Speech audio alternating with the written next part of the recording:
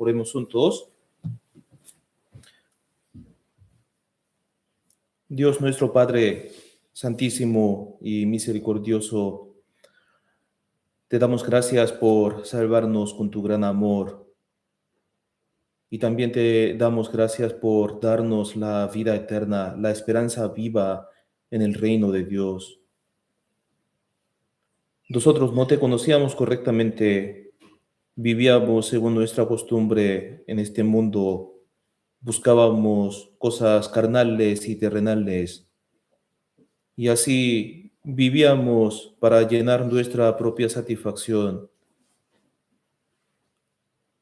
Y no te conocíamos así correctamente o creíamos en ti a nuestro propio pensamiento, a nuestra propia manera.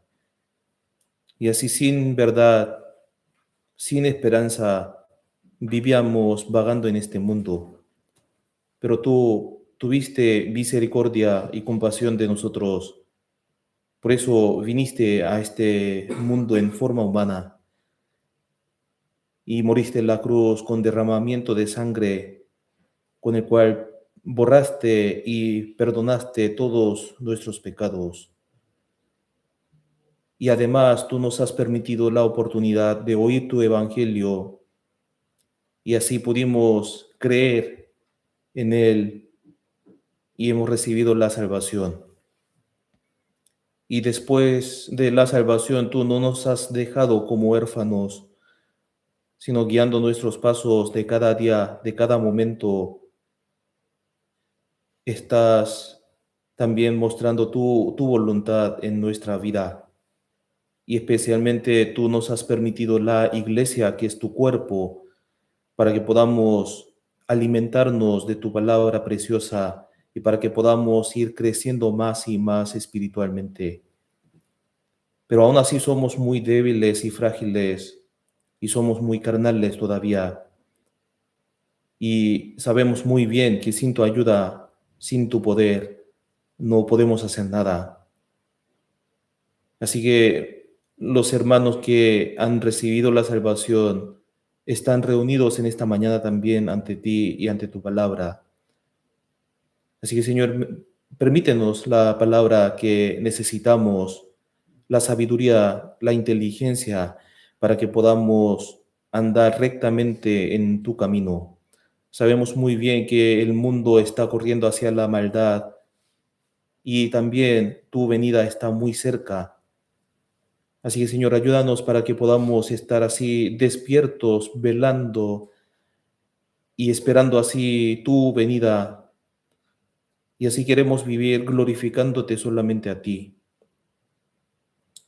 Así que, Señor, también guía los labios del que predica tu palabra en este momento, para que tu palabra verdadera y correcta sea predicada en este momento. También, Señor, si hay algunos hermanos que están pasando por momentos difíciles, te pedimos que tú consueles con tu palabra verdadera, para que todos ellos puedan recordar de tu consuelo, de tu amor y que puedan permanecer en ti. Y si hay otros hermanos que están en medio de enfermedades, Señor, recuerda de todos ellos y sánalos también con tu mano poderosa, para que puedan recuperarse así rápidamente y con tu vigor, con tu fuerza, queremos servirte a ti. También se está predicando tu evangelio por todo Chile y por todo el mundo. Y también tú levantaste la iglesia en esta ciudad, Copiapó.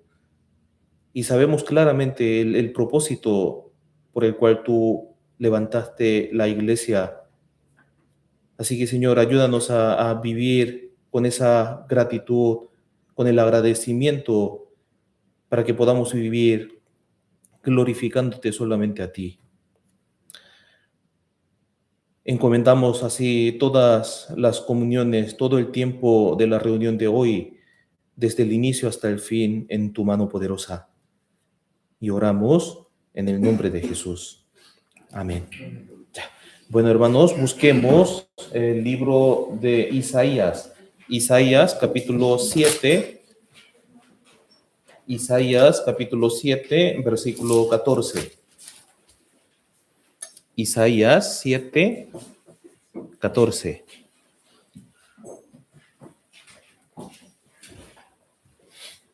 El libro de Isaías capítulo 7, versículo 14.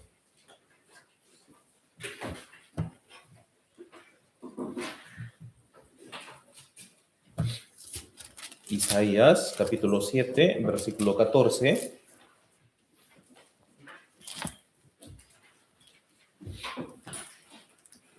Isaías capítulo 7, versículo 14.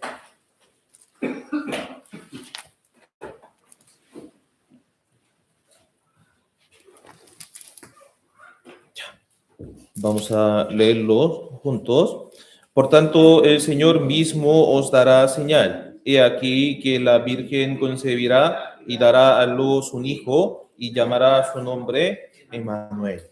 Veamos el mismo libro, capítulo 8, versículo del 5 al 10. Isaías 8, del 5 al 10.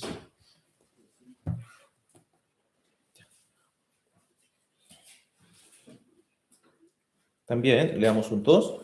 Otra vez volvió Jehová a hablarme diciendo, por cuanto desechó este pueblo las aguas de Siloé, que corren mansamente, y se regocijó con Resín y con el hijo de Ramalías, he aquí, por tanto, que el Señor hace subir sobre ellos aguas de ríos impetuosas y muchas, esto es, al rey de Asiria con todo su poder, el cual subirá sobre todos los ríos y pasará sobre todas sus riberas. Y pasando hasta Judá, inundará y pasará adelante y llegará hasta la garganta y extendiendo sus alas llenará la anchura de tu tierra, oh Emmanuel. Reuníos pueblos y seréis quebrantados. Oíd todos los que sois de lejanas tierras, ceñíos y seréis quebrantados, disponeos y seréis quebrantados. Tomad consejo y será anulado, proferid palabra y no será firme, porque Dios está con nosotros. El tema de hoy, o sea, queremos meditar un poco una palabra que conocemos muy bien, que nos gustamos también mucho, ¿cierto?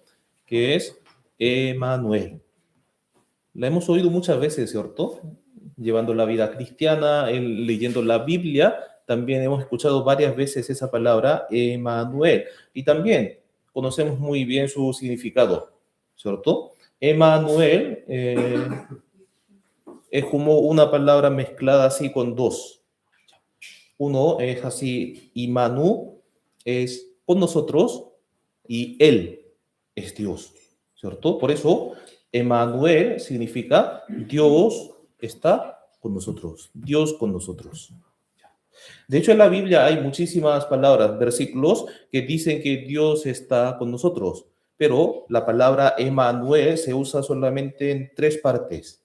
Isaías capítulo 7, capítulo 8 y San Mateo capítulo 1, ahí sale tres veces. Entonces, hoy vamos a investigar un poco sobre esa palabra Emmanuel, mediante así Isaías capítulo 7 y 8. Ahí vamos a revisar un poco el trasfondo de esa palabra Emmanuel y luego meditaremos entonces quién puede disfrutar de esa palabra Emmanuel, de la bendición Emmanuel y qué obra hace ese Dios Emmanuel. Entonces, ahí les voy a explicar así brevemente el trasfondo del libro de Isaías capítulo 7 y 8. Puede ser un poco difícil y complicado, pero voy a tratar de explicarlo así de manera más simple, lo más simple, sencillo posible, ¿ya? Si vemos el Isaías capítulo 7 y 8, hablan así lo que sucedió en la época, en el tiempo del rey Acaz, el 12º rey de Judá del sur.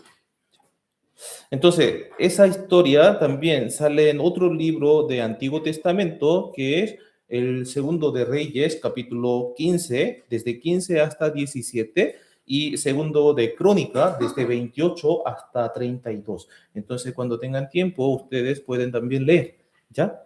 Entonces, ¿qué sucedió en la época de Acaz? En su tiempo, Peca, el rey de Israel del norte, y Resín, el rey de Siria, se aliaron así y luego invadieron a Judá del sur. Entonces, al escuchar esa noticia, el rey Acaz y el corazón del pueblo de Judá, ahí, se estremeció como el árbol, como los árboles se estremecen así por el viento. O sea, como estaba temblándose, como turbándose. Tenía mucho miedo. Entonces ahí Dios envió a profeta Isaías al rey Acaz para hablarle, para avisarle que esa historia entonces sale el capítulo 7, Isaías capítulo 7, desde 3 hasta 9, ahí sale detalladamente. Entonces el versículo 4 ahí dice así: dile, guarda y repósate, no temas ni se turbe de tu corazón a causa de estos dos cabos de tizón que humean por el ardor de la ira de Resín y de Siria y del hijo de Remalías. Dios mandó a Isaías que dijera al rey Acaz, ¿cierto? Guarda, repósate, no temas, ni se turbe tu corazón. ¿Por qué? Como ellos así tenían mucho miedo, Acaz y su pueblo tenían mucho miedo. Entonces, ahí el versículo 4 dice así la razón. ¿Por qué entonces? ¿Por qué ellos no pueden estar así, sin temor, sin miedo, sin turbación? ¿Por qué? Aquí dice así.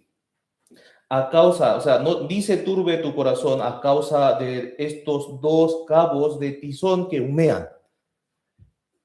¿Qué significa eso?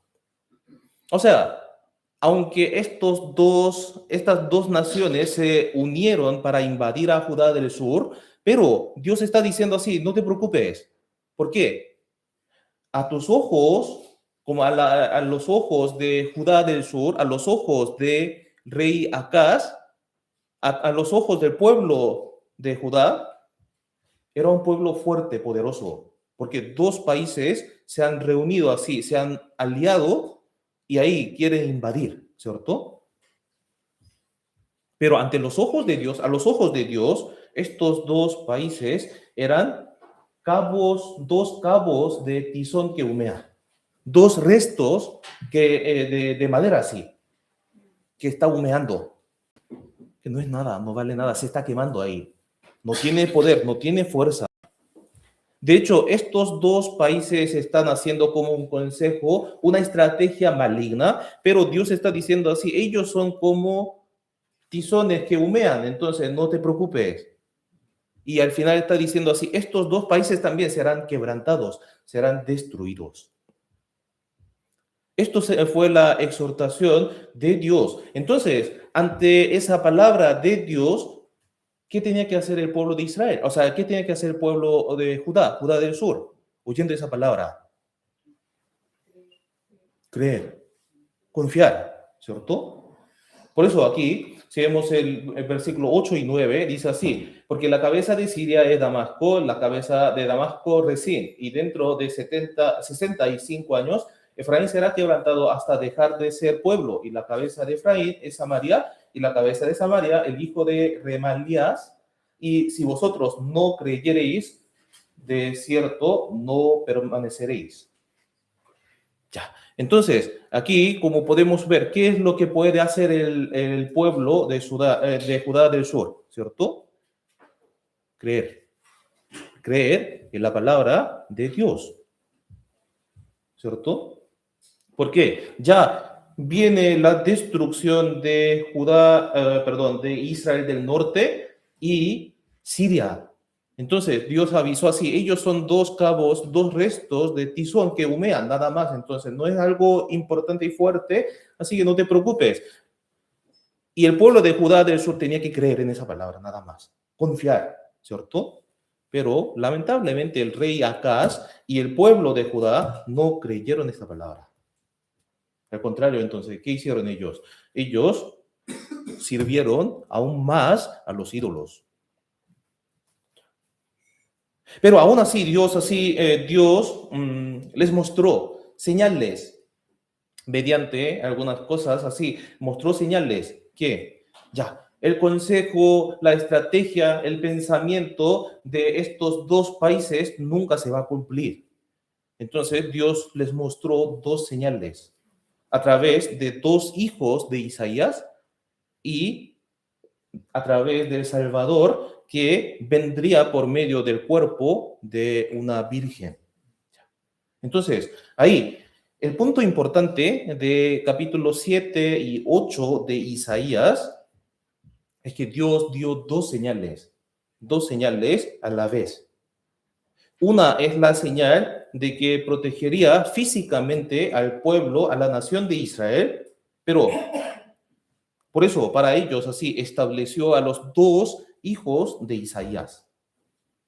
Pero otra señal sería el nacimiento del Salvador, de Mesías, por medio del cuerpo de una virgen, y él entonces vendría al mundo para las almas de todo el mundo, para salvar a toda la humanidad. O sea, aunque ellos, Acaz y el pueblo de Judá, no creyeron en esto, pero Dios les dio esas señales. Entonces, ahí en la Biblia, el capítulo 7, sale el nombre del hijo de Isaías, de los hijos de Isaías. El primer hijo, aquí puede ver, el primer hijo se llama aquí Sear Hasub, y su significado es esto: el remanente volverá. Es una profecía para el pueblo de Israel. Y el nombre del segundo hijo es un poco difícil, ¿cierto? Maher Salar Asbaz.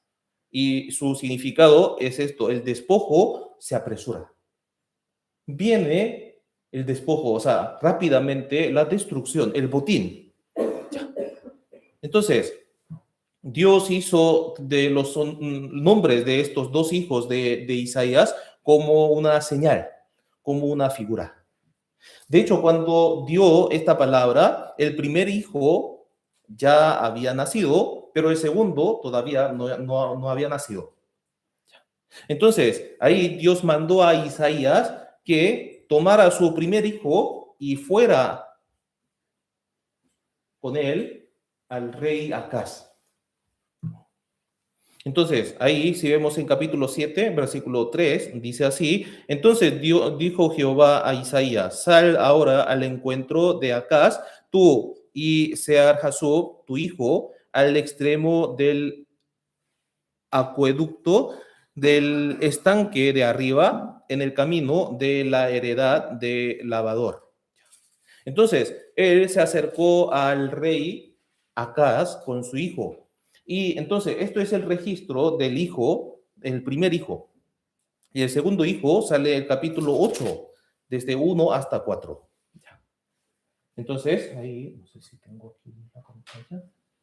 Sí, ahí se lo leo también, capítulo 8, versículo del 1 al 4. Me dijo Jehová: toma una tabla grande y escribe en ella con caracteres legibles tocante a Maher Salar Asbaz. Y junté conmigo por testigos fieles al sacerdote Urías y a Zacarías, hijo de Seberequías, y me llegué a la profetisa, la cual concibió y dio a luz un hijo. Y me dijo Jehová: ponle por nombre Maher Salar Asbaz, porque antes que el niño sepa decir Padre mío y Madre mía, será quitada la riqueza de Damasco y los despojos de Samaria delante del rey de Asiria. Ya, Damasco es la capital de Siria y Samaria es la capital de Israel del norte. Entonces, antes de que el segundo hijo supiera decir mi papá, mi mamá, padre mío, madre mía, o sea, antes de que creciera, las dos naciones, los dos países, Siria y el Israel del norte, serán rápidamente destruidas. ¿Se entiende? Y esa historia se cumplió literalmente. Entonces, como después de esa palabra, como 2 años después, Siria fue destruido por Asiria. Y después de la destrucción de Siria, 12 años después, el año 722 antes de Cristo, el Israel del norte también fue destruido así por Asiria. Entonces, realmente todo el despojo de Samaria fue llevado realmente a Siria. Aquí en Isaías capítulo 7, versículo 15 y 16 también sale esa palabra que se los leo. Comerás mantequillas y miel hasta que sepa desechar lo malo y escoger lo bueno, porque antes que el niño sepa desechar lo malo y escoger lo bueno, la tierra de los dos reyes que tú temes será abandonada. Aquí el versículo 16, el niño, este niño se refiere al segundo hijo de Isaías, ¿cierto? Entonces, Dios dijo así, que antes de que este niño supiera desechar lo malo y escoger lo bueno, Siria e Israel del norte serían destruidos exactamente así, rápidamente. Y esto se cumplió. El nombre del primer hijo era así, Sear Hasub, el remanente volverá. Es una señal, es una profecía, ¿cierto? Por eso, Israel del norte fue destruido por Asiria y el Judá del sur también fue destruido por Babilonia, pero todavía existía, o sea, en ese momento existía un remanente, ¿cierto? Entonces, esa profecía se está cumpliendo en nuestra época también, ¿cierto?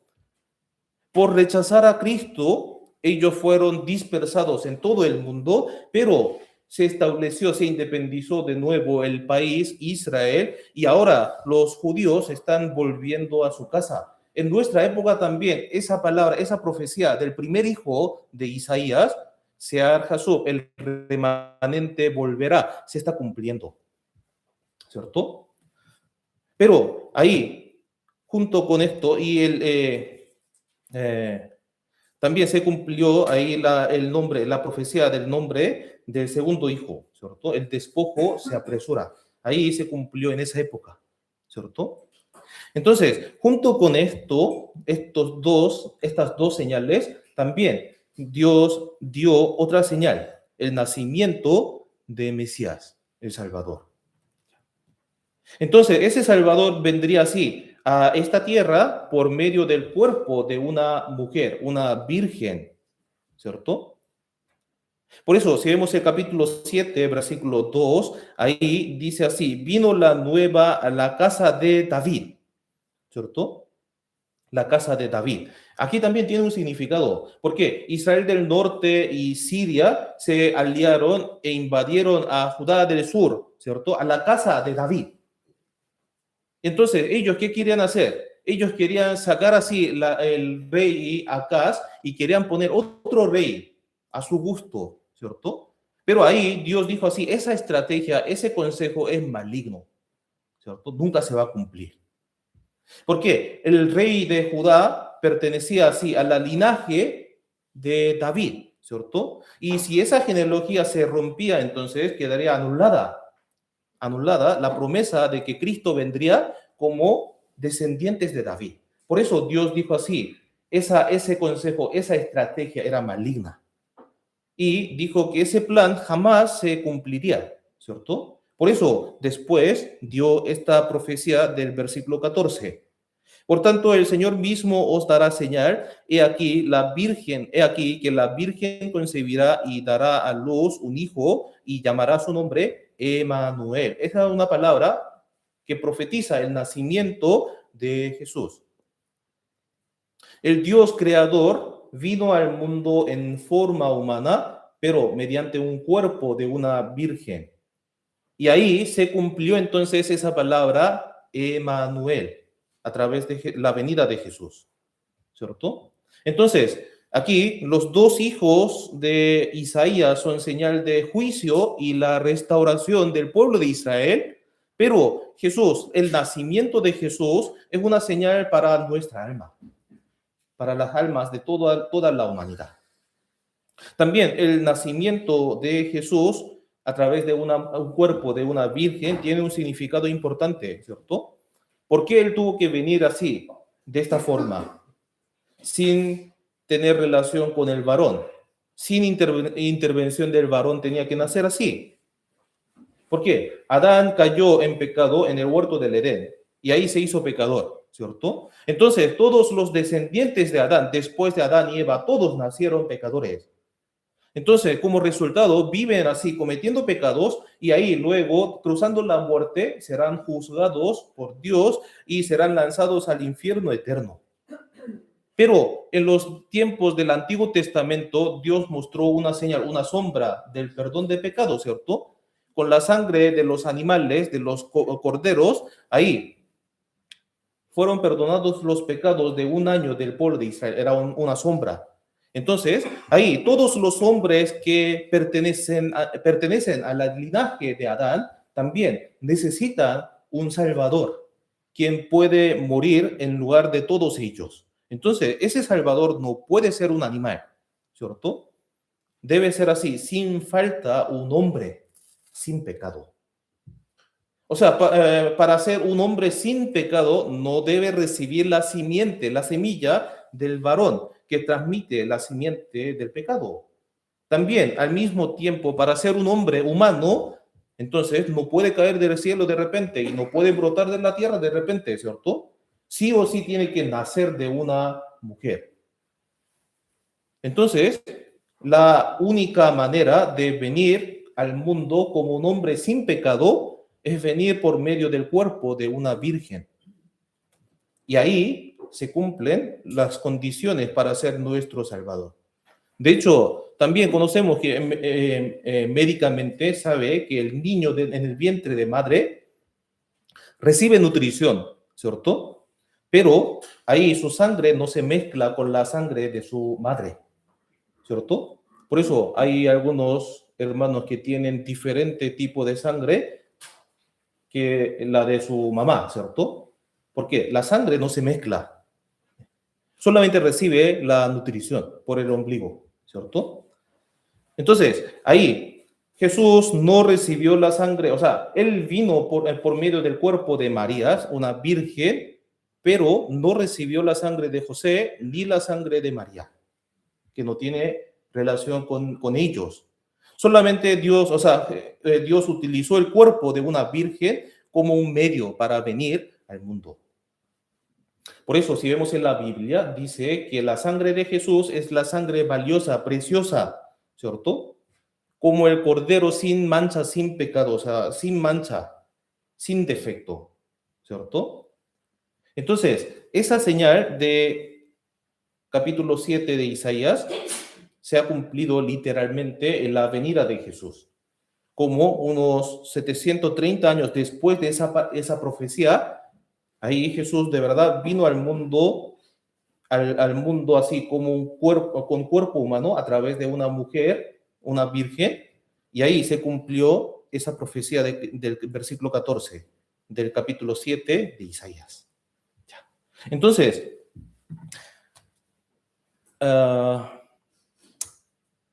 se dieron esas promesas, esas señales de la destrucción y de la restauración de Israel y la venida del Salvador, ¿cierto?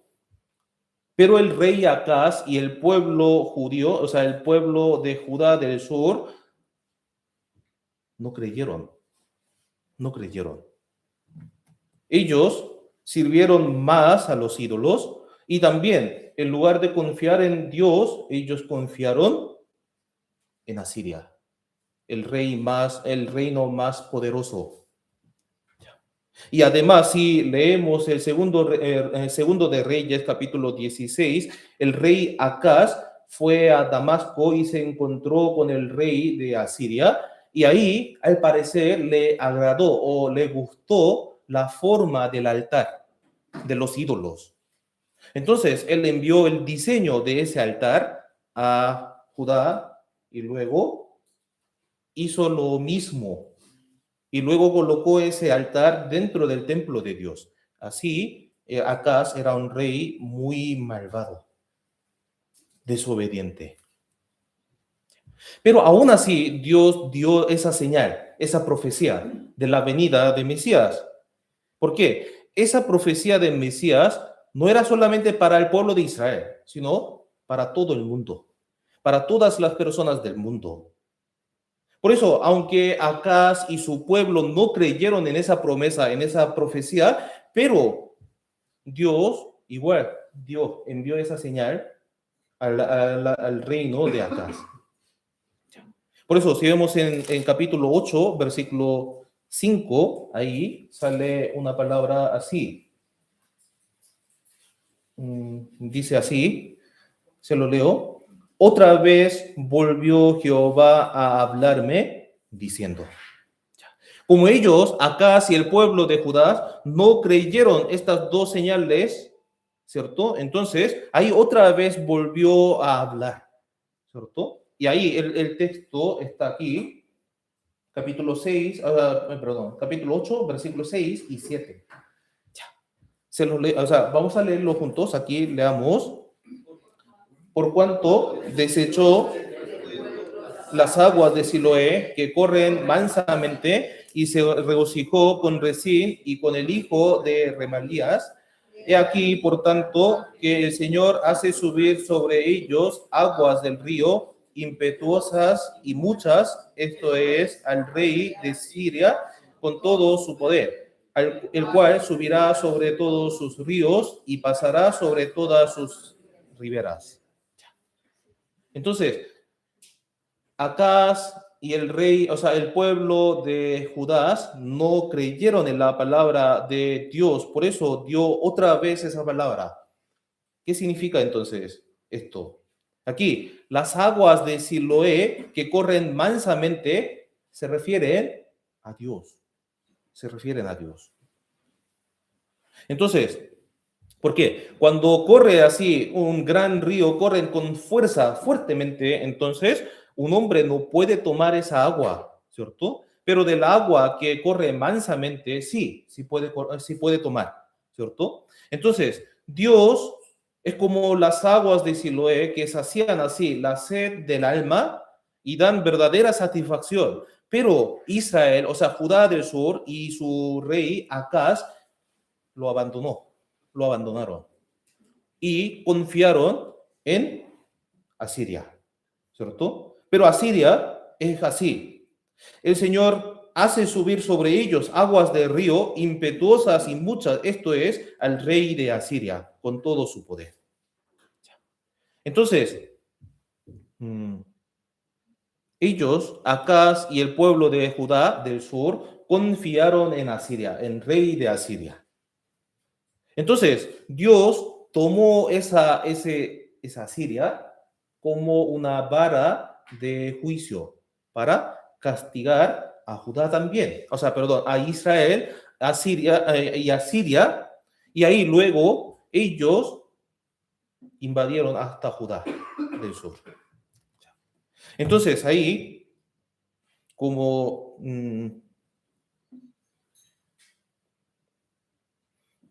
versículo 8 también, aquí, el versículo 8 dice así: y pasando hasta Judá, inundará y pasará adelante y llegará hasta la garganta, y extendiendo sus alas, llenará la anchura de tu tierra, oh Emanuel. Entonces, Asiria, que quebrantó, destruyó a Israel, o sea, a Siria e Israel del norte, luego pasará e invadirá hasta Judá, ¿cierto? Entonces, esto también se cumplió literalmente ahí. Después, en el tiempo de Ezequías, el hijo de Acaz, Senaquerib, el rey de Asiria, invadió a Israel con su ejército de 185,000 hombres y atacó a Judá. Entonces, como de verdad, fue literalmente una situación crítica en que el agua llegó hasta su garganta, ¿cierto? Estaba muy cerca. Entonces, ahí, Dios utilizando así a Siria como vara de juicio para Israel del norte y Siria, pero luego a Siria llegó a atacar hasta Judá. Entonces ahí Dios utilizó esa palabra de nuevo, Emanuel, con lo cual Dios prometió que los protegería. ¿Cómo se cumplió entonces esa palabra Emanuel? La protección de Dios. Si vemos Isaías capítulo 37 y 37, desde el 36 hasta 38, ahí Dios envió el ángel y destruyó a todos los soldados de Asiria. El rey Ezequías recibió la promesa de la protección de Dios por medio del profeta Isaías. Entonces, ¿el qué hizo? Dejó la carta delante de Dios y oró a él, ¿cierto? Entonces, Dios enviando su ángel cumplió la oración de Ezequías y cumplió su promesa de Emanuel. Entonces, hasta el rey de Asiria, Sennacherib, también murió en el regreso a la casa. Murió por la espada de su hijo. Entonces, Israel, o sea, el pueblo, Judá,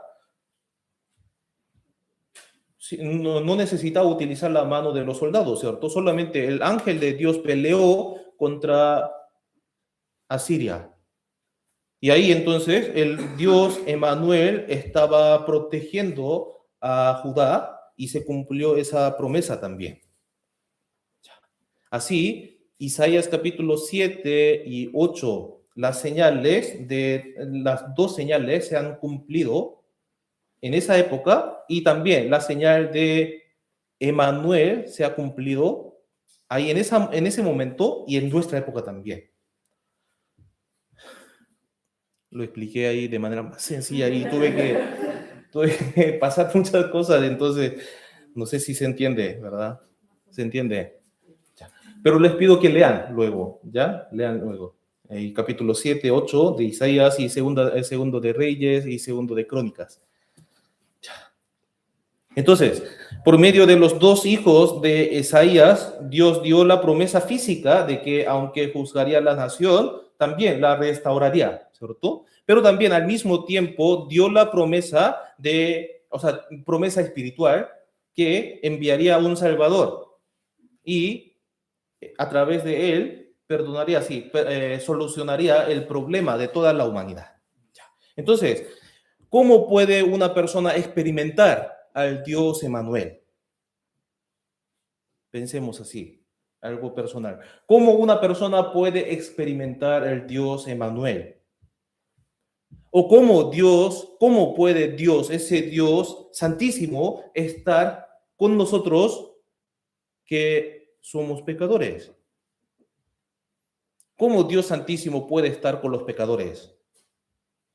La única manera es recibir el perdón de los pecados por medio de el Salvador Jesús.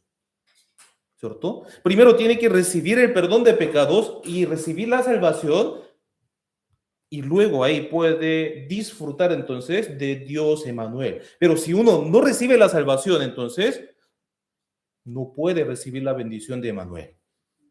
¿Cierto? Por eso, en Isaías capítulo 7, versículo 14, es citado en Mateo capítulo 1, versículo 23, ¿cierto? Busquemos entonces a Mateo capítulo 1, versículo 20.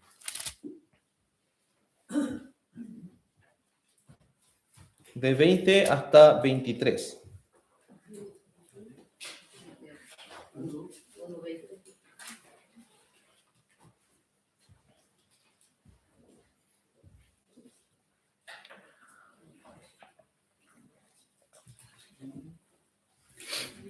San Mateo capítulo 1, versículo 20, desde 20 hasta 23.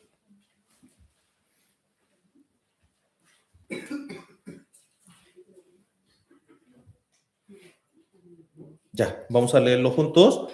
Y pensando él en esto, he aquí un ángel del Señor le apareció en sueños y le dijo: José, hijo de David, no temas recibir a María, tu mujer, porque lo que en ella es engendrado del Espíritu Santo es, y dará a luz un hijo y llamará su nombre Jesús, porque él salvará a su pueblo de sus pecados. Todo esto aconteció para que se cumpliese lo dicho por el Señor por medio del profeta, cuando dijo: He aquí, una virgen concebirá y dará a luz un hijo y llamará su nombre Emmanuel, que traducido es Dios con nosotros.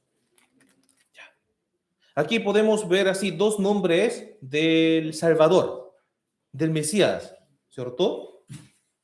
Uno es Jesús, otro es Emmanuel, ¿cierto?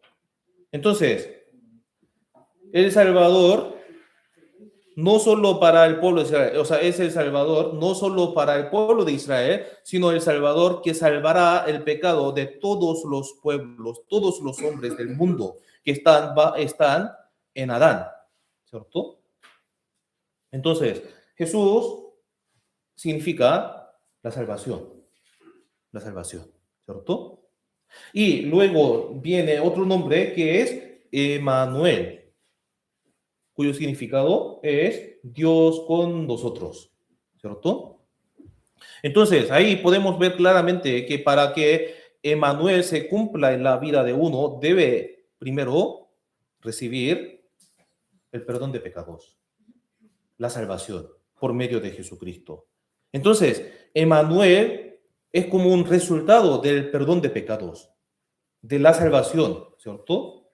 Por eso la condición previa para que haya Emmanuel en la vida de uno es el perdón de pecados, recibir la salvación. Su resultado de salvación, de perdón de pecados, es Emmanuel. ¿Se entiende, cierto? Entonces, ahí, primero, un hombre nacido pecador tiene que recibir la salvación, tiene que ser santificado primero por medio de Jesucristo. Busquemos Hebreos capítulo 10. Hebreos capítulo 10, versículo 10.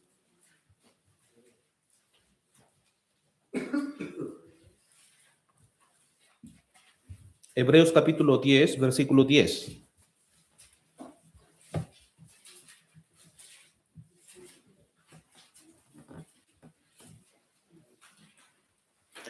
Hebreos capítulo 10, versículo 10.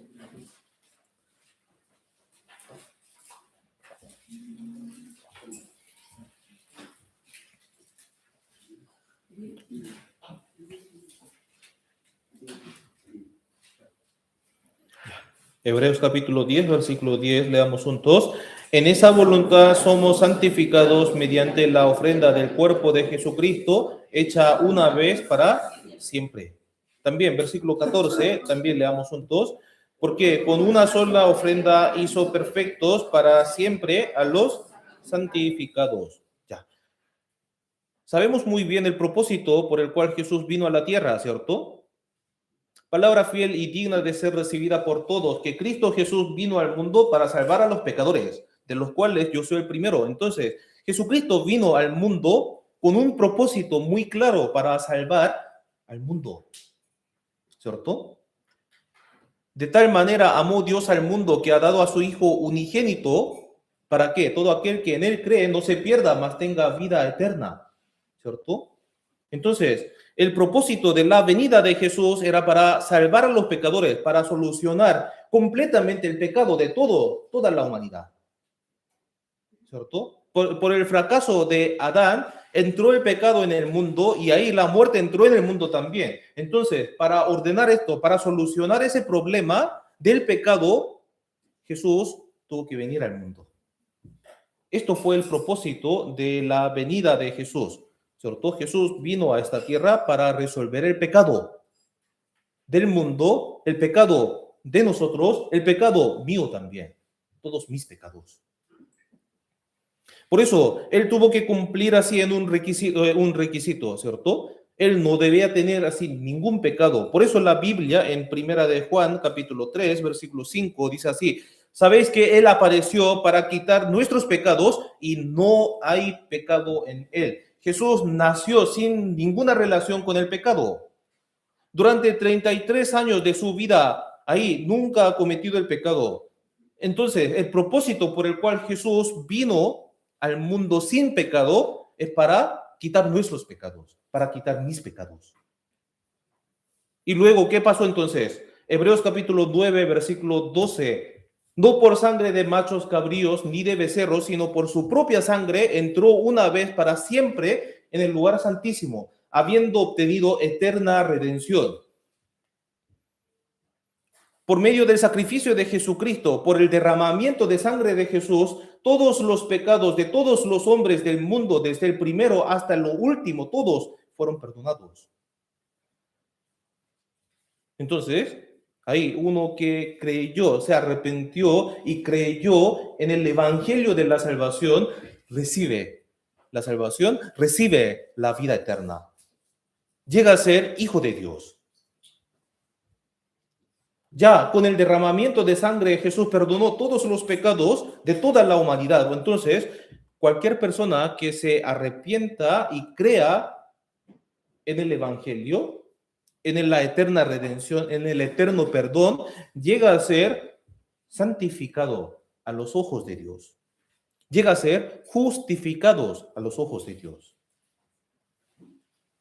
Entonces, uno que se arrepintió y que recibió la salvación por el evangelio, ya puede disfrutar de esa bendición que es Emmanuel. ¿Cierto? ¿Por qué? Cuando recibimos la salvación, el Señor entró en nosotros. San Juan, capítulo 14. Busquemos San Juan 14, versículo 16. San Juan 14, 16, de 16 hasta 19. Perdón, 18. San Juan, capítulo 14, del 16 hasta 18.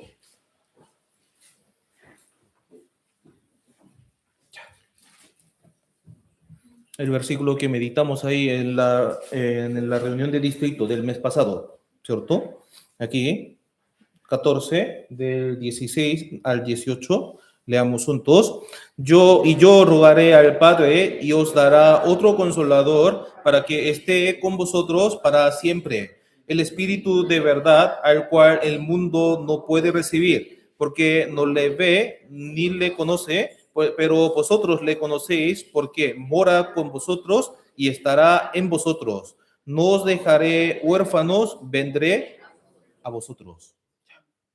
Cuando Jesús estaba en la tierra, Jesús era el consolador, ¿cierto? Pero después de irse Jesús, ya vino el otro consolador, que es el Espíritu Santo. Aquí, el consolador significa el que ayuda, el abogado, el defensor.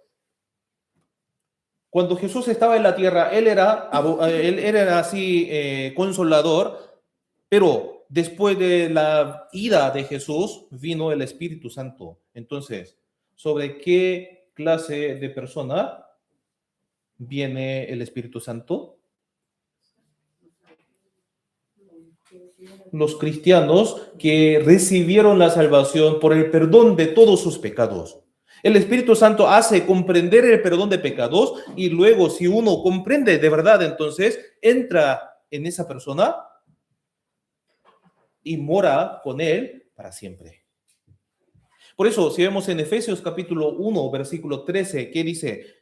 En él también vosotros, habiendo oído la palabra de verdad, el evangelio de vuestra salvación, habiendo creído en él, fuisteis sellados con el Espíritu Santo de la promesa. Si uno oye la palabra y cree en la palabra, entonces el Señor sella con el Espíritu Santo. ¿Cierto? Por eso lo que hicimos durante el seminario de la Biblia es esto, ¿cierto? Conocer a Dios, el único Dios verdadero, y conocer a Jesucristo. San Juan capítulo 17, versículo 3. Esta es la vida eterna, que te conozcan a ti, el único Dios verdadero, y a Jesucristo, a quien has enviado. El trabajo que hicimos era esto. Ya, ¿de verdad existe un Dios verdadero? ¿Es el único Dios que se cumple su palabra, su promesa, o no? Entonces, Él es el amor, ¿de verdad? No, Él también tiene justicia. Entonces, juzgará a alguien. ¿A quién? A mí. ¿Por qué? Yo soy pecador. O yo pensaba que solamente Dios era amor, pero Él también es justo. Entonces, es una luz perfecta. Entonces, yo que soy una sombra, una oscuridad, que soy pecador, entonces no puedo estar tranquilamente delante de Él. Después de cruzar la muerte, yo siendo juzgado por el Dios justo, seré lanzado al infierno. Ah, yo soy pecador. Y ahí se nos dio esa palabra, arrepentíos y creed en el Evangelio. ¿Qué es el arrepentimiento? Aprendimos ahí durante 2 meses, ¿cierto? Examinaos a vosotros mismos y probaos a vosotros mismos ahí. Examinamos si de verdad nos arrepentimos. ¿Qué es el arrepentimiento? El hombre inicuo, el hombre pecador tiene que dejar su pensamiento y su camino y volverse a Dios. Ah, Dios, yo estaba haciendo muchas cosas para ti, pero eso no me lleva al cielo. Yo soy un pecador y mi obra justa también tiene muchas manchas del pecado. Yo asistía a la iglesia así, danzando, alabando, gritando, dando ofrendas, haciendo muchas obras, pero era obra nada más. Ah, yo soy pecador. Que si muriera ahora, entonces tendría que ir al infierno. En la Biblia salen muchas palabras del infierno. O sea, yo pensaba que ese infierno no tiene nada que ver conmigo, pero sí, yo tengo que ir allá. Ayúdame entonces. Sálvame. La muerte y la resurrección de Jesucristo. Ah, sí, todo el mundo sabe que Jesús vino al mundo para nosotros, por nosotros. Pero yo no sabía que realmente Él vino así, por mí, para quitar todos mis pecados. Y no sabía ahí el perdón perfecto. Yo siempre tenía ese temor. Ah, si yo hago algo bueno, entonces el Señor me lleva. Pero si yo hago algo malo, entonces el Señor me llevaría, me lanzaría al infierno. Con ese temor estaba sirviendo. Pero me encontré con el Señor perfecto, que perfectamente quitó el pecado del mundo a través de Jesús y quitó todos mis pecados, pasados, presentes, hasta el futuro. Así recibimos la salvación y en ese momento, en ese mismo momento en que oí y creí el Evangelio, el Señor selló con el Espíritu Santo como una garantía de que es hijo de Dios. ¿Cierto? Así uno recibe el Espíritu Santo, ¿cierto? Pero ahora si uno va a muchas iglesias, entonces, ¿qué dice ahí? Cuando uno canta alabanzas, bailando, entonces, ahí se calienta el cuerpo, ¿cierto? Y ahí también se emociona. Ya, ven el Espíritu Santo ahora saliendo de la sede, o sea, de la iglesia, dice así, "Ay, hoy sentí el Espíritu Santo", ¿cierto? No, eso se llama emoción. Eso se llama emoción. Y uno que hace como mucho de ejercicio también siente eso, ¿cierto? Pero el Espíritu Santo viene así, entonces, viene y sale, viene, sale, así. No, permanece en nosotros, ¿cierto? Para siempre. Entonces, así, con el criterio de la Biblia, uno tiene que examinar su fe, si es una fe correcta o una fe verdadera, o sea, vana, equivocada. Así, de esta forma, uno recibe el Espíritu Santo por el Evangelio. Entonces, ahí, si vemos en 1 Corintios 6, 17, dice así, el que se une al Señor, un espíritu es con él. El Espíritu Santo entró en nosotros, por eso nos unimos con el Espíritu Santo del Señor. El Señor entró en nosotros. Por eso, un solo espíritu. El Señor permanece en nosotros y por eso nosotros llegamos a ser el templo del Espíritu Santo. Y estará para siempre, ¿cierto? Yo rogaré al Padre y os dará otro consolador para que esté con vosotros para siempre, el Espíritu de verdad. El Espíritu Santo está para siempre con nosotros. Entonces, uno que recibió la salvación, el perdón perfecto de los pecados,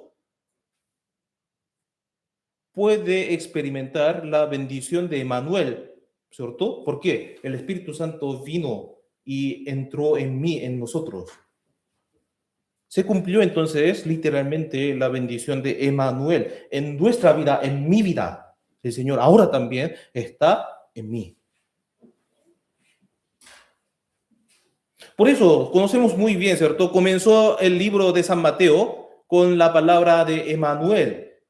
Ya, uno que recibió la salvación por medio de Jesucristo, entonces comienza la vida con Emmanuel y eso, esa garantía, esa promesa sale en el final de San Mateo, enseñándoles que guarde todas estas cosas, todas las cosas que os he mandado, y aquí yo estaré con vosotros para siempre, todos los días, hasta el fin del mundo. Amén.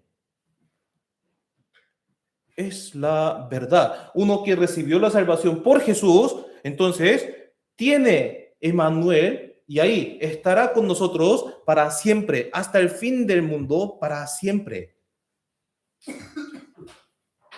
Por mucho tiempo que asistía así a la iglesia, pero no ha recibido la salvación todavía, no sabe qué es la eterna redención, cuántos pecados, cómo, con qué cosa fueron perdonados, no sabe. Entonces no ha renacido todavía, no ha renacido. Entonces, aunque con la boca diga así, Emmanuel, Emmanuel, Dios de Emmanuel está conmigo, pero no ha llegado a tener Emmanuel todavía, ¿cierto?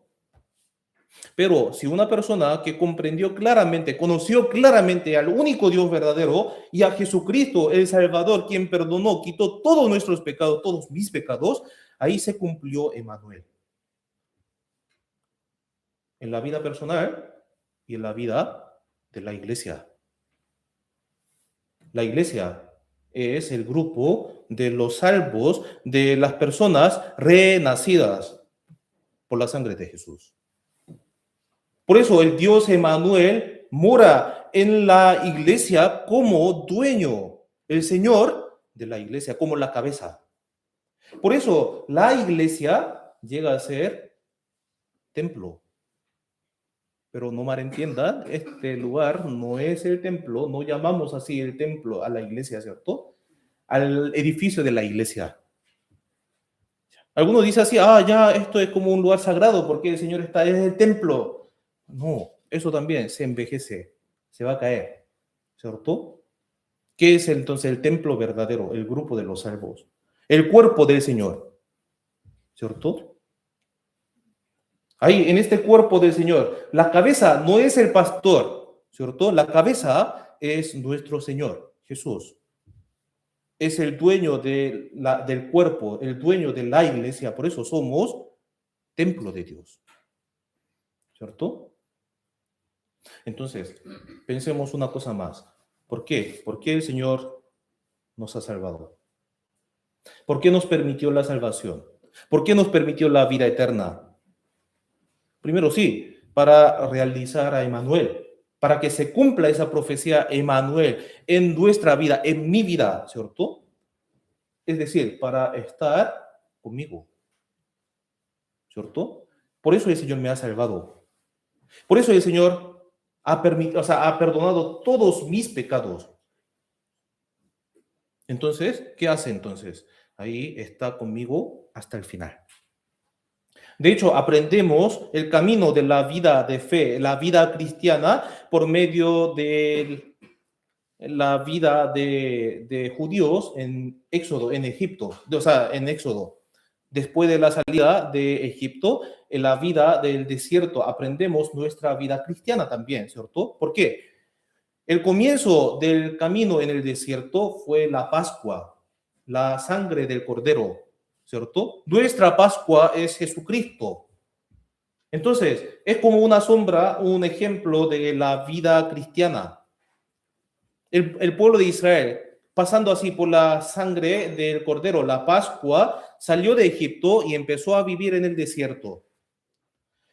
¿Cuál fue el propósito por el cual Dios había sacado del pueblo de Egipto al pueblo de Israel? Busquemos Éxodo, el segundo libro de la Biblia, Éxodo, capítulo 29. 29, 45 y 46. Éxodo, el segundo libro de la Biblia, Génesis y luego viene Éxodo, 29, 45 y 46.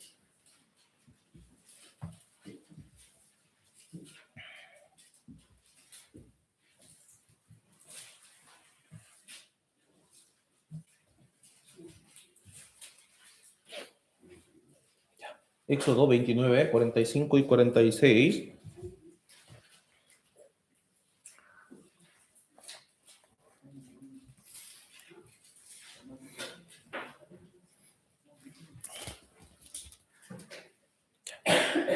Éxodo 29, 45 y 46.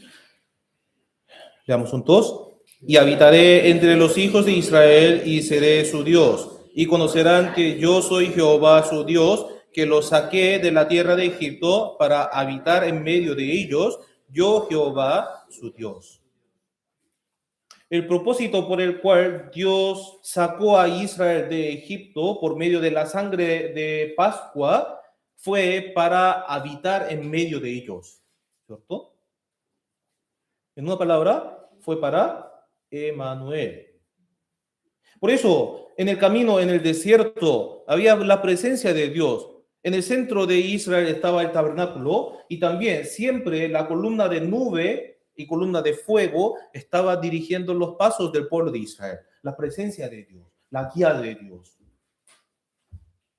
Entonces, pasa lo mismo en nuestra vida personal, ¿cierto? Porque cada uno de nosotros, o sea, ya hemos pasado por la Pascua.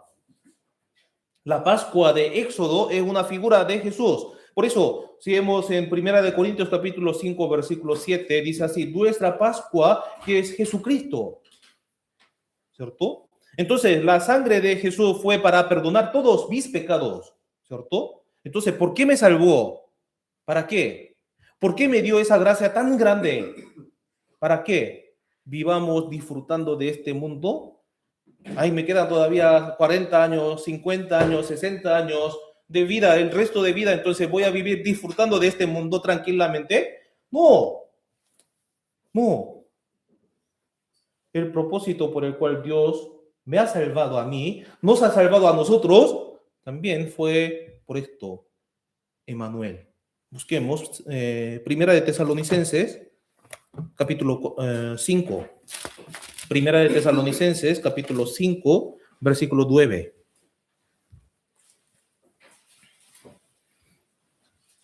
Nueve y 10.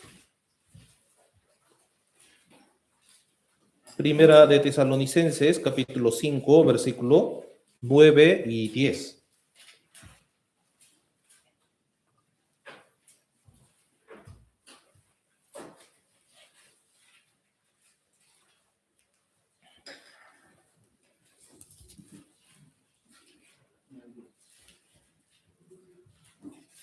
Primera de Tesalonicenses, capítulo 5, versículos 9 y 10. Leamos juntos aquí. Porque no nos ha puesto Dios para ira, sino para alcanzar salvación por medio de nuestro Señor Jesucristo, quien murió por nosotros, para que ya sea que velemos o que durmamos, vivamos juntamente con Él. El Cristo murió por nosotros y luego resucitó, ¿cierto? Muriendo en la cruz pagó la paga del pecado, ¿cierto? Y resucitó para nuestra justificación. Entonces ya se ha cancelado el valor, el precio de nuestro pecado, la paga del pecado, por la muerte de Jesús. Entonces, el propósito de esa muerte fue que, ya sea que pelemos o que durmamos, vivamos juntamente con Él. Es decir, Emmanuel. Esto es la bendición que el Señor nos ha permitido. Es una felicidad. Yo que era un pecador muy frágil, vil, que no conocía bien a Dios, pero me ha salvado a mí. Me dio la oportunidad de oír el Evangelio. Además, me garantizó, Emmanuel, Dios está con nosotros. Dios está conmigo, en mí. Actúa en nosotros. Eso no viene a cualquier persona, ¿cierto? Solamente a alguien que comprendió correctamente el Evangelio de la salvación. Y esto también corresponde a la iglesia, al grupo de los salvos, el cuerpo del Señor, que tiene la cabeza, es Cristo. Aunque mucha gente se reúne en un lugar y dicen que es una iglesia, pero si no han nacido de nuevo, entonces no es iglesia. Es como un grupo social nada más. No es Emmanuel. Dios prometió estar con nosotros en toda nuestra vida, para siempre. Entonces, nosotros vivimos con esa fe, creyendo en esa promesa de Dios, ¿cierto? Pero, ¿qué sucede en nuestra vida de fe? Ahí, si revisamos al pueblo de Israel en el desierto, también ellos tuvieron un problema, ¿cierto? Eso también puede suceder en nuestra vida. Veamos, volvamos a Éxodo capítulo 17. Éxodo 17, versículo 7.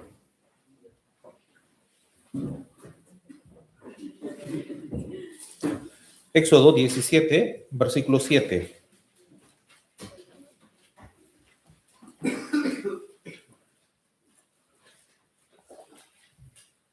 Éxodo 17, versículo 7. Ya, leamos juntos. Y llamó el nombre de aquel lugar Masá y Meriba por la rencilla de los hijos de Israel, y porque tentaron a Jehová diciendo, ¿está pues Jehová entre nosotros o no? Eso también puede suceder en nuestra vida, ¿cierto? De hecho, el pueblo de Israel en el desierto vivía siendo guiado por Dios. Ellos, delante, a los ojos del pueblo de Israel, todavía existía la columna de nube durante el día y columna de fuego durante la noche. Experimentando cada día la guía del Señor, comiendo el maná, la comida que descendía del cielo, tomando el agua de la peña, dudaron. ¿El Dios está con nosotros, entre nosotros o no? Por la guía del Señor estaba caminando y se acabó el agua. Entonces, de inmediato, ¿qué hace? Se queja. ¿Y qué dice? ¿Está Jehová entre nosotros o no? No estaban seguros de la presencia del Señor. No estaban seguros de que Jesús, o sea, Dios estuviera con ellos. Emmanuel. Ahí dudaron, ¿cierto? ¿Y cómo fue el resultado de esa duda entonces?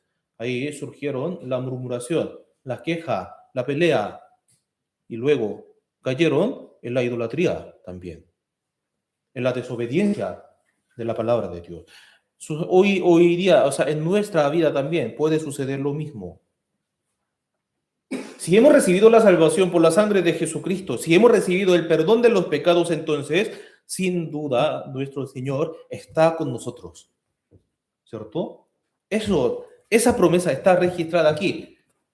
Creemos que la Biblia es la verdad. Entonces, debemos creer esta promesa también. Pero ¿qué sucede en nuestra vida? Dificultades, problemas, enfermedades, persecuciones. Pero si uno no está seguro de Emmanuel, de la presencia del Señor, entonces, ¿qué sucede? Ante una dificultad muy pequeña, surge murmuración, queja, preocupaciones. Cuando viene la tribulación, la persecución, entonces, ahí viene la angustia. Caemos fácilmente en la angustia y uno se aleja, desaparece de repente. Aún más, o sea, uno puede caer hasta en el pecado. De hecho, eso sucedió en la iglesia de Corintios. Los corintios pensaban ser salvos, pero parece que no sabían muy bien así, que su cuerpo era templo del Espíritu Santo. Por eso el apóstol Pablo así continuó escribiendo la carta. Ustedes son templo de Dios. El templo, o sea, el Espíritu Santo mora en vosotros. Si de verdad han recibido la salvación, es el templo de Dios, entonces el Espíritu Santo mora en ellos, en ustedes, entonces, ¿cómo puede vivir disfrutando el pecado? Quejándose de Dios, quejándose de la situación, peleando, discutiendo con los hermanos por las cosas pequeñas, ¿cierto? A veces van así al corte, así al juicio, practicando la idolatría. Si han recibido la salvación, entonces, ¿cómo puede vivir así? Si uno confía que el Señor es Emmanuel, está con nosotros, entonces, ¿cómo puede vivir así? Por eso el apóstol Pablo estaba así, exhortando a la iglesia de Corinto, diciendo así: examinaos a vosotros mismos, probaos a vosotros mismos. Si Jesucristo, si no conoce que Jesucristo está en vosotros, a menos que estéis reprobados, probaos a vosotros mismos si estáis en la fe. Terminando la carta, la epístola para los corintios, dijo así: examinaos a vosotros mismos. En nuestra vida, entonces, ¿qué está sucediendo? O sea, con mi boca estoy diciendo así: ah, Dios Emmanuel está conmigo, pero mi vida, ahí en mi vida se refleja entonces Emmanuel. Debemos pensar, ¿cierto? Ah, siempre con la boca dice así: ah, yo, primero a Dios, primero a la iglesia, primero Dios. Pero si sucede algún problema, entonces, primero yo. Si sucede algún problema, entonces la solución la tengo yo, ¿cierto? Y si no se soluciona ese problema, entonces, ¿estará Dios conmigo? ¿Dónde está Dios? Ahí desaparece la palabra de Dios, la promesa de Dios, la salvación, la compañía de Dios. No, o sea, no, desaparece. En su vida real no confía en Dios Emmanuel, entonces cae en el pecado, en la tentación del diablo. Entonces, ¿qué sucederá así? Si sigue viviendo con esa mentalidad, con ese pensamiento, con esa duda, entonces, ¿qué va a suceder? Pasan cada día precioso que Dios nos ha permitido, pasan ese día sin ningún sentido, sin ningún propósito. Pasan así el tiempo, los días, vagando así.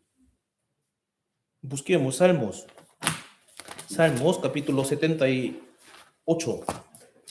Salmos 78. Salmos 78, 32.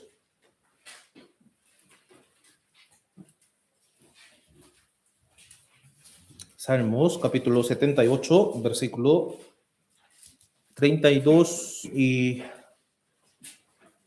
33.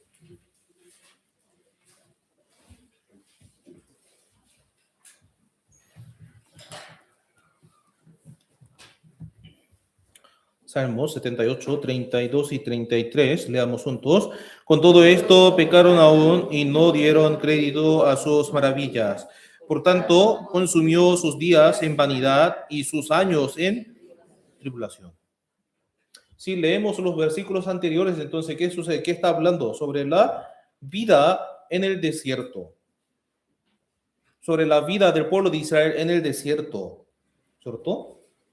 Y ahí menciona, entonces, la desconfianza en la palabra del Señor, en Emmanuel. Entonces, ¿qué pasa ahí si uno vive con esa duda? Entonces, consumió sus días en vanidad y sus años en tribulación. ¿cierto? En nuestra vida cristiana también sucede lo mismo. Si no estamos seguros de Emmanuel, entonces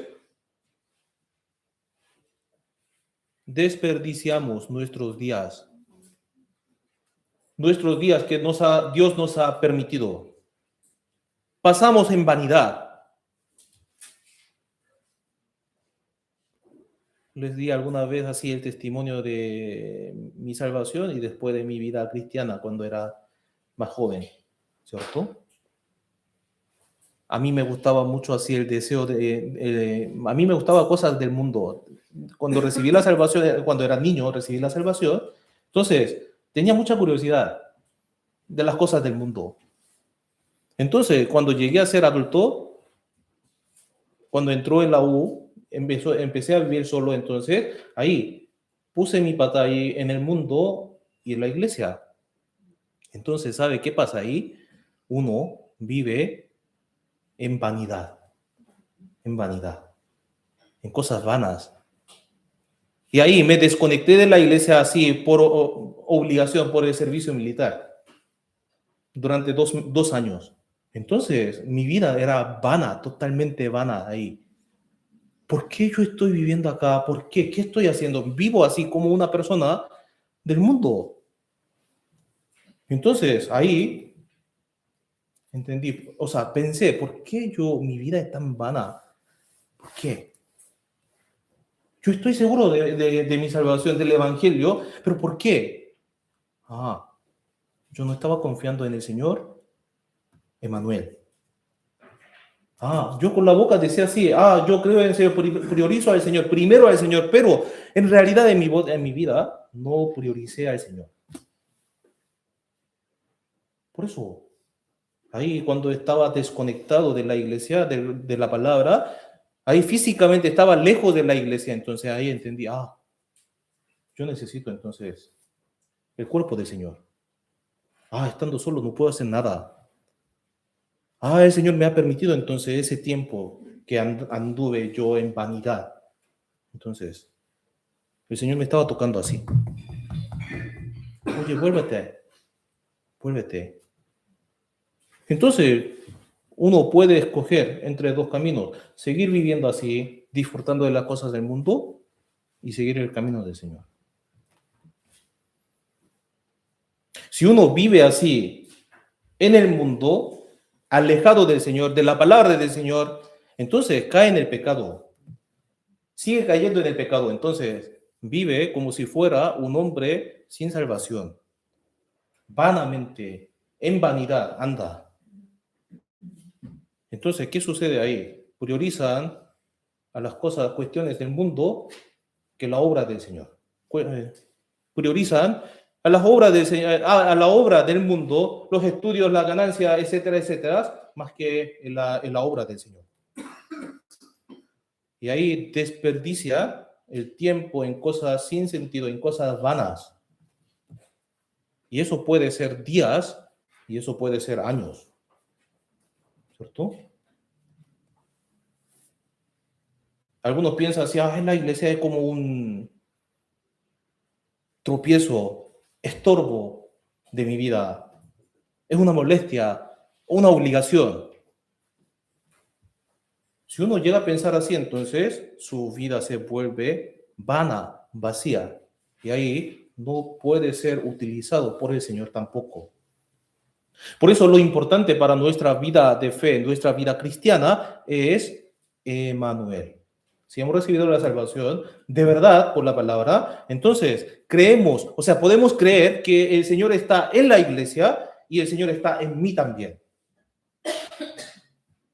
Y si uno cree esto, llega a creer esto, entonces, si confía en la palabra del Señor, entonces, apreciamos, amamos a la iglesia. Amamos al cuerpo del Señor. Apreciamos toda la obra de la iglesia también. Preparación de cántico especial del coro, enseñanza a los niños, preparación de la comida, limpieza para barrer ahí en la iglesia, o venir a la iglesia, escuchar la palabra del Señor, No escucha como la palabra de un pastor, una interpretación de una persona, sino la palabra del Señor. Entonces uno empieza a apreciar mucho la iglesia, toda la obra de la iglesia. La evangelización, el seminario de la Biblia, si hay algunos que están escuchando la palabra, entonces acompaña orando juntos por esa persona que está escuchando ahí, para que atentamente escuche, para que pueda encontrar la salvación, la vida eterna. Ahí uno llega a tener ese deseo.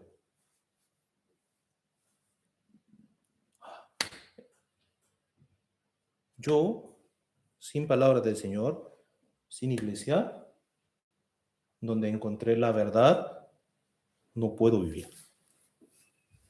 Por eso en los últimos domingos estábamos así, nos estábamos preguntando a nosotros mismos, ¿cierto?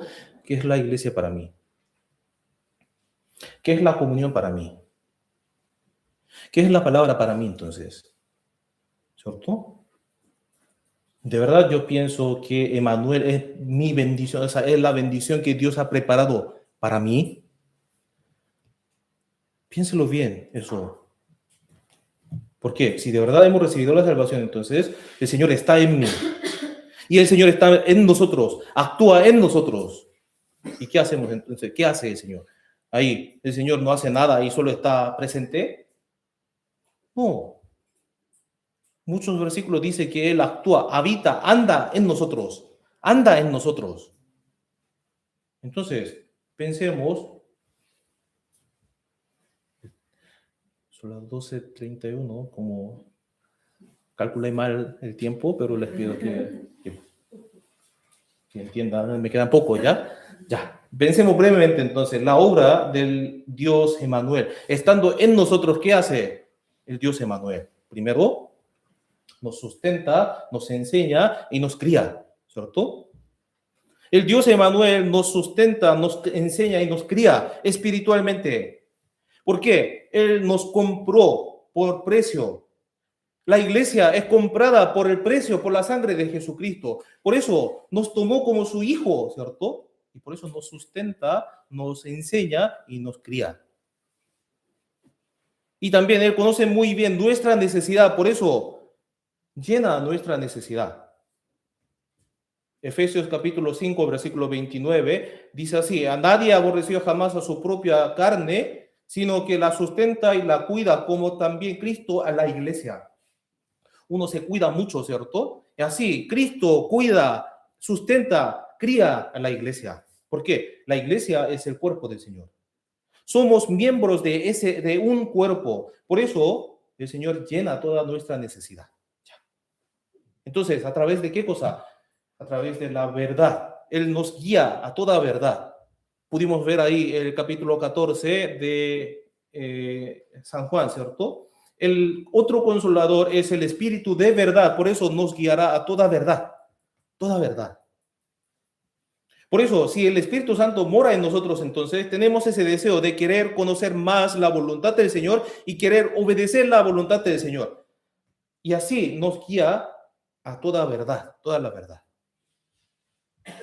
Para que no nos inclinemos hacia las cosas del mundo, el Señor así guía toda la verdad. Por eso, por esa razón, Dios ha preparado la iglesia. Y en la iglesia Dios ha establecido también sus obreros, ¿cierto? Sus obreros, los que enseñan la palabra y los que administran la iglesia y los que son enseñados también, ¿cierto? Entonces, en medio de la iglesia se transmite la palabra del Señor, se predica la palabra del Señor. Entonces, nosotros también vivimos obedeciendo la palabra del Señor. Solamente los hermanos y el pastor no, o sea, hasta el pastor también, ¿cierto? Es una oveja nada más, ¿cierto? Entonces, tratamos de obedecer la palabra del Señor juntos, ¿cierto? Entonces, ahí cuando obedecemos la palabra del Señor, Dios guía nuestros pasos de cada día, ¿cierto? De hecho, no abre así de una vez todo en nuestro camino, sino poco a poco, cada vez que obedecemos la palabra del Señor. Jeremías capítulo 10, versículo 23, dice así, se lo leo yo. por falta de tiempo, 10:23, dice, conozco, oh Jehová, que el hombre no es señor de su camino, ni del hombre que camina es el ordenar sus pasos. Nosotros caminamos por el camino de la vida, ¿cierto? Pero no somos señor de ese camino. Hay alguien que nos dirige, hay alguien que nos enseña. El que dirige, el que ordena mi paso es Dios. Entonces, cuando obedecemos al Señor, quien ordena nuestros pasos, ahí el Señor nos muestra el camino correcto. Uno que ha recibido la salvación ya está en el camino hacia el reino de Dios, ¿cierto? Entonces, en ese camino el Señor dirige nuestros pasos. ¿Con qué cosa? Con la palabra. Con la palabra. Salmo 119, versículo 105, lámpara es a mis pies la palabra. Lámpara a mis pies tu palabra y lumbrera a mi camino. Lámpara es a mis pies tu palabra, dice así.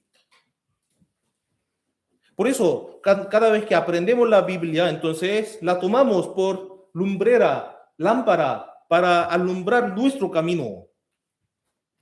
De hecho, lean luego ahí Salmos capítulo 119, desde 105 en adelante.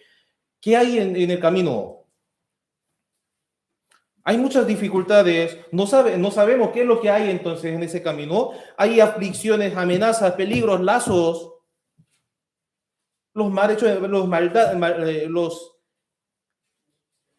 las maldades, los impíos, los pecadores. Hay tentaciones también. Hay tropiezos. Pero si uno que ha recibido la vida del Señor, el Espíritu Santo, entonces, ahí si uno se acerca más a la palabra del Señor, a la iglesia, entonces la palabra llega a ser nuestra lámpara para mostrar nuestro camino. Entonces, cuando uno enfrenta un problema que requiere así una decisión, entonces, ahí no piensa en su propia manera, sino en la palabra del Señor. ¿Qué hago entonces? Si fuera el Señor, entonces, ¿cómo haría? Ahí entonces uno empieza a orar a Dios en el camino de su vida. Ora a Dios, Señor, muéstrame entonces. Entonces, a través de la comunión, a través de la lectura diaria, a través de la meditación, a través de la iglesia, el Señor nos enseña, ¿cierto? Nos enseña. Por aquí tenemos que andar, ¿cierto? Si priorizamos primero la iglesia, y si obedecemos la palabra del Señor, entonces, la palabra del Señor nos dirige.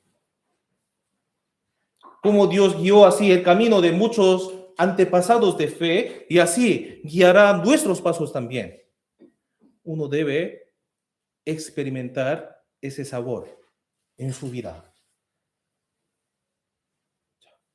Tercero, el Señor nos guarda y nos protege con seguridad. Isaías capítulo 41, busquemos Isaías 41, 10. Isaías 41, 10.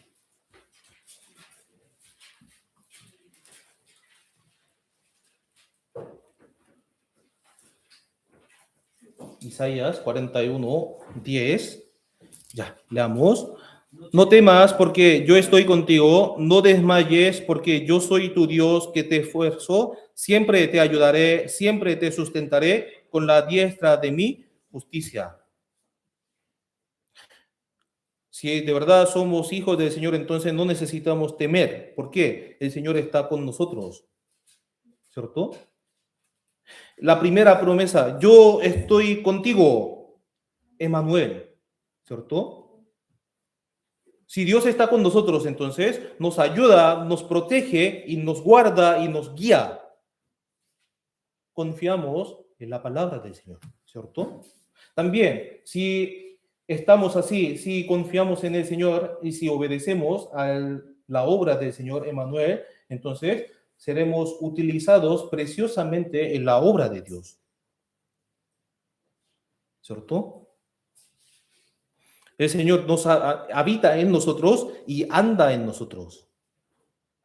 No está quieto ahí estando en nosotros, sino que obra, muestra su obra, trabaja. Entonces, ¿Qué hace entonces?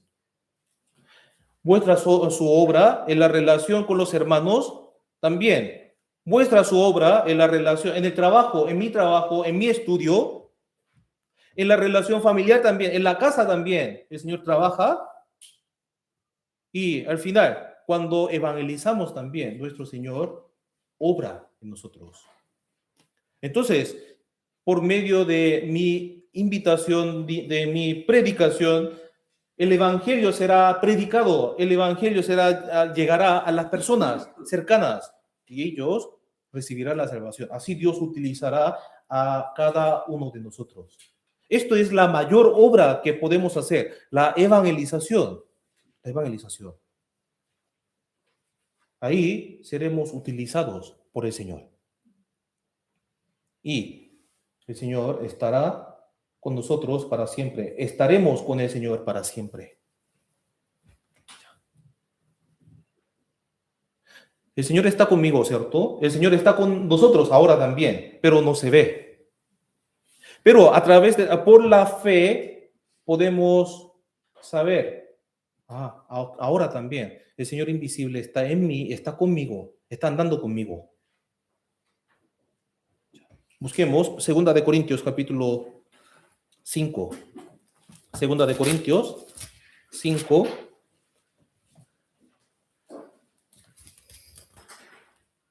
Segunda de Corintios capítulo 5, del versículo 6 al 8.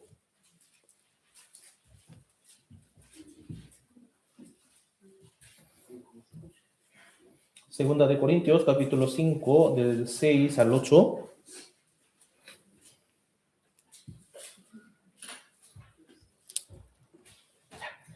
Leamos juntos. Así que vivimos confiados siempre y sabiendo que entre tanto que estamos en el cuerpo, estamos ausentes del Señor. ¿Por qué? Por fe andamos, no por vista, pero confiamos y más quisiéramos estar ausentes del cuerpo y presentes al Señor. ¿Qué es lo que está diciendo ahí? Así que vivimos confiados siempre y sabiendo que entre tanto que estamos en el cuerpo, estamos ausentes del Señor. ¿Por qué expreso así? ¿Por qué? El Señor está en nuestro espíritu, por eso no es visible, ¿cierto? No es visible. Pero el apóstol Pablo tenía ese deseo, ¿cierto? Pero confiamos y más quisiéramos estar ausentes del cuerpo y presentes al Señor. El deseo final, la esperanza final que tenemos es estar con el Señor para siempre, estar con Él para siempre. Viviendo en este mundo lleno de angustia, lleno de aflicción, anhelamos estar con el Señor para siempre, ¿cierto? Entonces, ese Emmanuel se va a cumplir cuando entremos en el reino de Dios. Busquemos Apocalipsis, el último libro, Apocalipsis, capítulo 21. 21, 3 y 4. Apocalipsis, capítulo 21, versículo 3 y 4.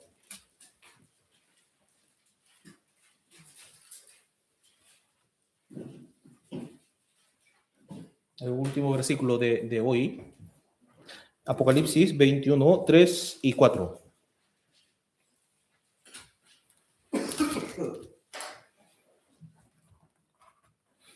Leamos juntos.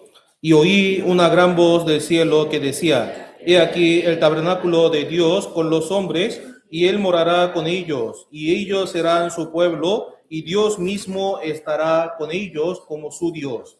Enjugará Dios toda lágrima de los ojos de ellos, y ya no habrá muerte, ni habrá más llanto, ni clamor, ni dolor, porque las primeras cosas pasaron. Cuando entremos en el reino de Dios, en el nuevo cielo y en la nueva tierra, ahí se va a cumplir esa palabra. Entonces, en estos dos versículos podemos encontrar un vocabulario que se repite. ¿Qué se repite?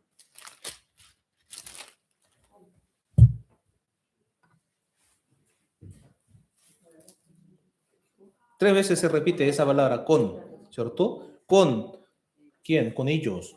¿Con quién, entonces? con los que han recibido la salvación, con los hijos de Dios. En el tabernáculo del Señor estará así con los hombres, y Él morará con ellos, y Dios mismo estará con ellos para siempre. Estará con nosotros para siempre. Dios Emmanuel se va a cumplir eternamente por completo en el cielo eterno. Y esto es nuestro anhelo. Nosotros anhelamos esto. ¿Acaso quiere vivir eternamente en esta tierra?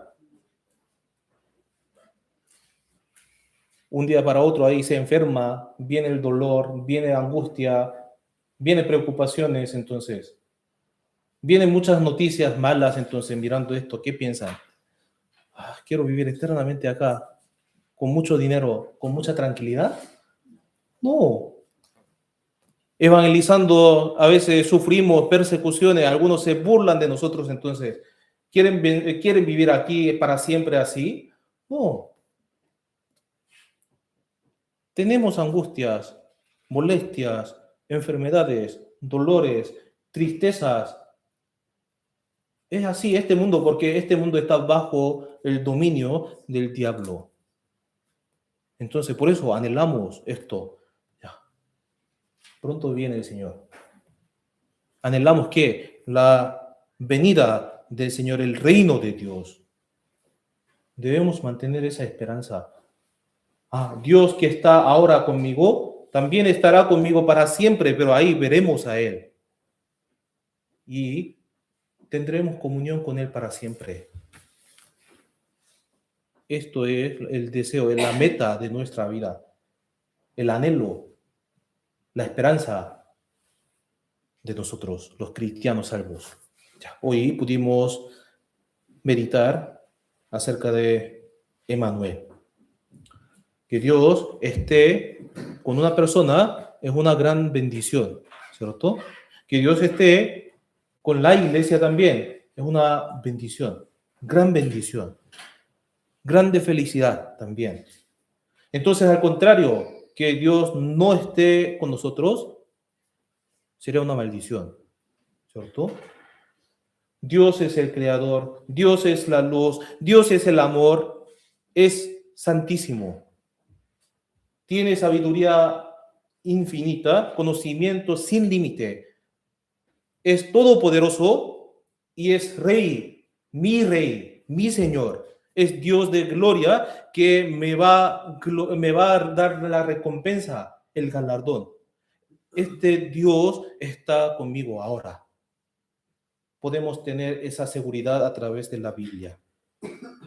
Pero si yo me alejo del Señor con intención, si yo me alejo de la palabra del Señor, de la iglesia del Señor, entonces, el Señor Todopoderoso no puede utilizarnos a nosotros. Por eso, vivamos mirando esa promesa del Señor. El Señor está en mí. El Señor está delante de mí. El Señor está actuando en mí. El Señor está actuando en mi iglesia, en nuestra iglesia. Estamos así, con Él. Entonces, podremos vivir con valentía en este mundo. Podremos así recibir la victoria del Señor, porque el Señor ha vencido al mundo. Para que haya Emmanuel, primero uno tiene que tener claro el asunto de la salvación, el perdón de pecados. Ahí viene Emmanuel. También debemos estar muy claros y seguros de que Emmanuel, Dios Emmanuel, está con nosotros en el grupo de los salvos, actuando en nosotros. Por eso debemos apreciar mucho, amar mucho a la iglesia y a la obra de la iglesia, hacer todo lo posible para cumplir la voluntad del Señor en la iglesia. Entonces Dios nos sustentará, nos guiará y nos ayudará, nos guardará, nos protegerá para siempre. Así vivamos con ese anhelo. Terminemos la reunión de hoy con la oración. Oremos juntos. Dios Padre, te damos gracias porque tú nos has permitido esta comunión con la palabra de Emmanuel. Hemos recibido la salvación, el perdón de los pecados y hemos sido justificados por ti, por tu palabra, y creemos que tú estás en nosotros y también sabemos muy claramente que tú actúas y obras en medio de nosotros. Por eso levantaste la iglesia en esta ciudad. Así que, Señor, ayúdanos a que podamos cumplir tu voluntad y obedecer la voluntad tuya. También tú nos has permitido una misión tan grande que es la evangelización. Nosotros estamos callados, entonces el evangelio no se predica. Así que, Señor, permítenos la valentía y la sabiduría para que podamos abrir nuestra boca y predicar el evangelio a fin de que muchas almas puedan recibir la salvación. A fin de esta semana también tenemos el seminario para los niños. Así que, Señor, guía los labios del que predica y prepara tu palabra, y también prepara el corazón de los niños para que puedan conocer tu amor tan grande. También para este trabajo, esa obra, Señor, motiva y anima el corazón de los hermanos para que puedan participar en ese gran banquete de la predicación del Evangelio. Te damos gracias por todo y oramos en el nombre de Jesús.